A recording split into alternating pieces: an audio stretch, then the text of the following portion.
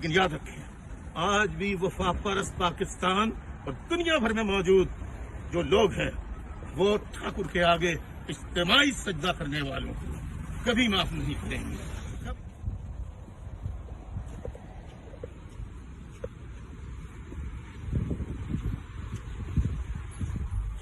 آپ اچھی طرح تو جانتے ہیں نا، یہ کوئی نئی بات نہیں ہے، یہ صرف آپ کو نہیں معلوم، پوری دنیا کو معلوم ہے کہ جس زمانے میں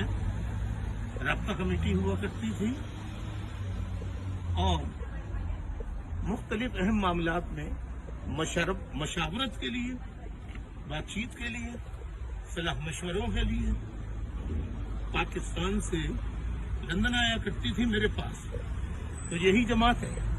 بہت شور مچاتی ہوئی کہ رابطہ کمیٹی لندن یاترا کرنے گئی ہوئی ہے، وہاں سے جو فیصلہ ہوگا اس کے مطابق آگے بڑھیں گے۔ آج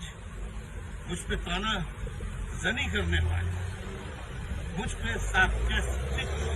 ریمارکس پاس کرنے والے آج وہی مسلم لیگ والے کیا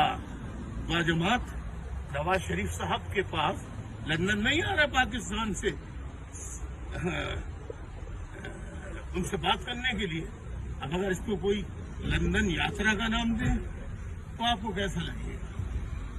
تو اس وقت تک جب تک میری رابطہ کمیٹی نے ٹھاکر کے سامنے اجتماعی طور پر سجدہ نہیں کیا تھا، اس وقت تک وہ قائد کے وفادار، پارٹی ڈسپلن،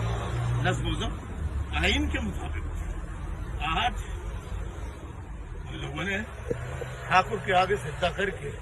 شہیدوں کے لہو، اسیروں کی مصیبتیں، لاپتہ ساتھیوں کے اہل خانہ کی مصیبتیں سب کو ترک کر دی ہیں۔ لیکن یاد رکھیں، آج بھی وفا پرست پاکستان اور دنیا بھر میں موجود جو لوگ ہیں وہ ٹھاکر کے آگے اجتماعی سجدہ کرنے والوں کو کبھی معاف نہیں کریں گے، کبھی معاف نہیں کریں گے، کبھی معاف نہیں کریں گے۔